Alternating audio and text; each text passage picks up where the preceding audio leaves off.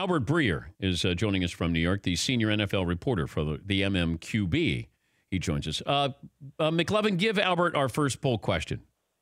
Okay, if you had to sign one of these non-quarterbacks to start your team, I'll give you Aaron Donald, Khalil Mack, Odell Beckham Jr., or Le'Veon Bell, or whoever top, maybe Ezekiel Elliott if you want to put the top running back. All right.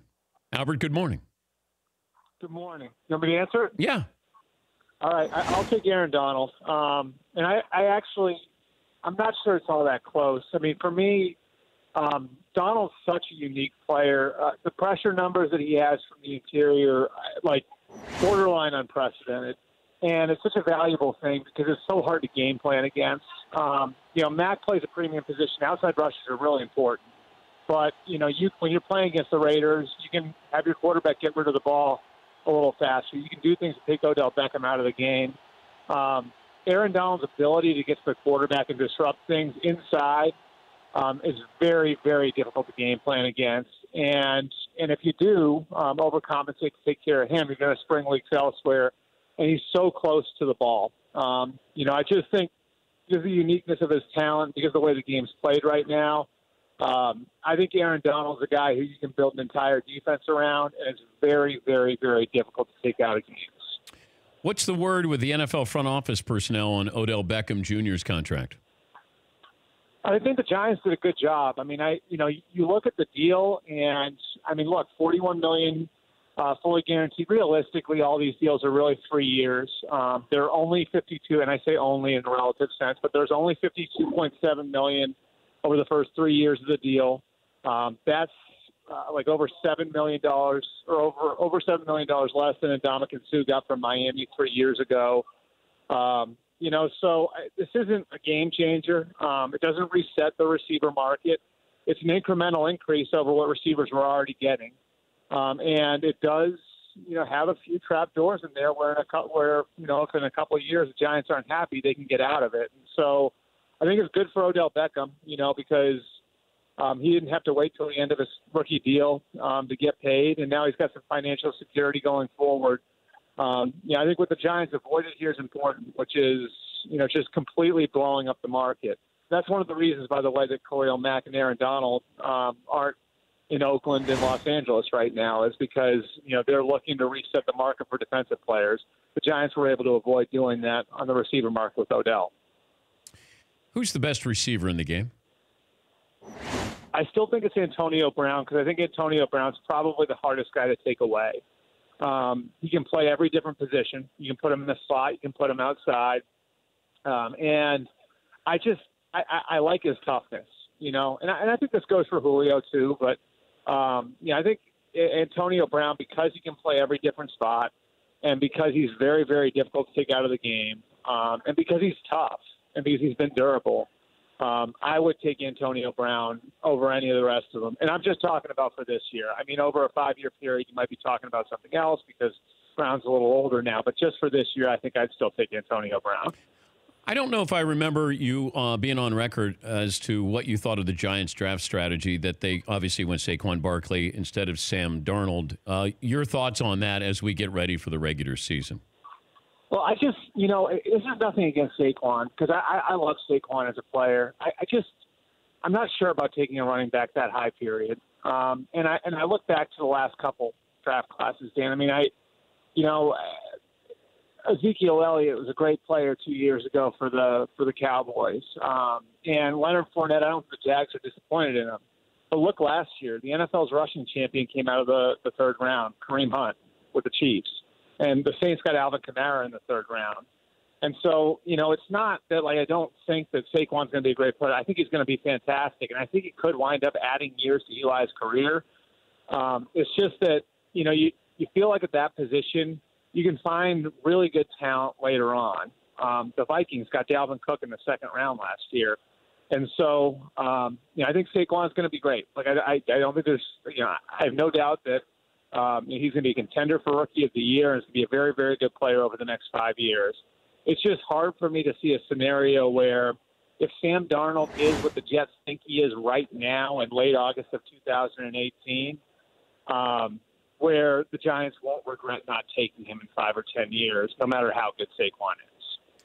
Well, I look at Mark Sanchez. When the Jets drafted Sanchez and they had a team that was ready to compete, they went to 2 AFC title games, but they didn't get over that hump to make it to the Super Bowl. It just feels like, the Jets taking Sam Darnold, they're not asking him to take them to the AFC title game this year or next year, whereas Saquon Barkley comes in for a team that's ready to win now, and I do believe compete for a Super Bowl. And it really comes down to, is Eli up to that task? And if he is, then the Giants are going to be one of the better teams in the NFL. Right. And if Eli's got 3 or 4 more years left and they win another championship, I mean, then it'll have proven to be worth it. Yeah. I'm not sure they can get there, but if they get there, it'll proven to have been worth it, and you'll have been proven to be right, and then you'll have more time to find the quarterback of the future, the guy who's going to succeed Eli. I think that the idea here, and I understand what Dave Gettleman and Pat Shermer are doing, the idea here is very similar to the idea in drafting Ezekiel Elliott for the Cowboys 2 years ago. When the Cowboys drafted Zeke, it was to try to extend Tony Romo's career. Now, obviously, the circumstances changed there and everything else, but when they drafted him, it was, let's take the burden off of Tony Romo. Let's find easier completions for Tony Romo. Let's get Tony Romo hit less. And they felt like they could extend Tony's career by bringing Zeke into the fold and kind of shifting what they were offensively. Now, things changed, and Zeke wound up being that for a rookie quarterback, right? Like, Zeke wound up being that guy for Dak Prescott, taking the weight off of Dak Prescott and easing his transition into the NFL. So I think the concept here is similar, where Eli doesn't need to be a top-5 quarterback if Saquon is what they think he is. Yeah. And he can make everyone better. He can take the pressure off of Odell Beckham. He can take the pressure off of that offensive line. He can take the pressure off of Eli and make everybody better. And so I understand the concept in it. It's just, I don't know about you, but it's just tough for me to wrap my arms around the idea of passing on a quarterback if you think that he can be the answer for you for the next 15 or 20 years. Now, look, if they didn't think that's what Sam Darnold was, then that's a different argument. But if you're talking about one position versus the other, I think it would be hard to justify taking a running back over a quarterback, although I do understand the logic in doing it and why this is an Eli-friendly move. He's Albert Breer, senior NFL reporter of the MMQB and NBC Sports Boston. Speaking of Boston, why is Tom Brady so sensitive about this topic about his trainer? These are fair questions here, aren't they? Yeah, I think he's just sick of hearing it, look, this is a difficult thing for him. This is a difficult thing for the Patriots. And, I credit to them for finding some way to compromise. I'm sure you guys saw Guerrero was on a team plane last week. I give them credit for finding a compromise because this was not an easy place to find a middle. This was not an easy thing to find a middle ground on. For Bill and for the Patriots coaching staff and the Patriots football operation, once the Guerrero thing went beyond just Tom Brady and Rob Gronkowski and Julian Edelman, and it went to the recruitment of other players. And now you had, 15, 20 guys going to see him. I know the staff there was worried about how that would undermine their strength coaches. On the flip side, if you're Tom Brady, you look at this and you say to yourself, well, wait a minute. I've eaten crap for 20 years for you. I've taken hard coaching. I've taken less money. I've enabled your program in so many different ways. I've made it work when there's been less talent around me. And now I just want this one little thing to set up what I'm going to do for the next 20 or 25 years of my life. And you can't give me that. And so, because I think both sides had solid ground to stand on. It was a really hard thing to find a middle ground on. And it feels like now they have found that. They're going to go forward into the 2018 season. And I think you can very clearly see the fatigue that Brady has after going through all of that. Is there a chance this team implodes this year? It's a long fuse, and it feels like it's lit. I just don't know if it actually implodes. Yeah, just forever, Dan, I think that, Brady doesn't provide margin for error. Brady has been their margin for error. They had less talent on defense last year. And you look at the guys who walked out the door, Jamie Collins and Chandler Jones, and they were able to get by because Tom Brady's their quarterback. You can go back, to 2011, same deal. Bad defense to get to the Super Bowl. 2006, he had no receivers around him. They let David Givens go. They trade Deion Branch right before the season. They get to the AFC Championship game forever and ever and ever.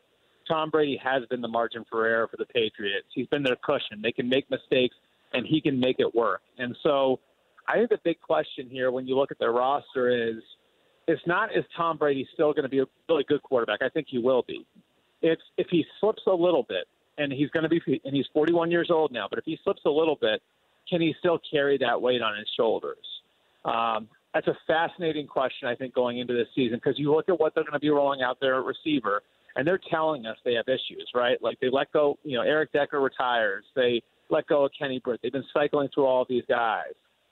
I think, the big question now is, you look at their issues on offense and how they're going to have to try to make it work there, and the issues they had last year on defense. And the question isn't, is Tom Brady going to be really good? The question is, can Tom Brady still carry the entire operation at 41 years old?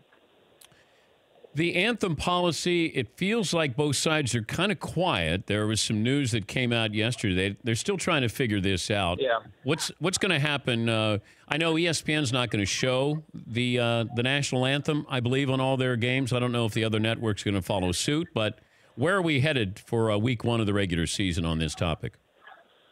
I know there's been a push from some owners to do nothing, and I know that there are some owners, despite the unanimous vote, that really would have liked to see the league do nothing in May and were against things going the way that they went, and could see all of this coming, could see that you're creating all these different news cycles, who's staying in the locker room, who's kneeling, what's this team's policy, that team's policy. They could see all this coming, and you wanted to do nothing back then. And so, I think that that's a piece of this, that there is that argument out there in that room, like, why don't we just do nothing?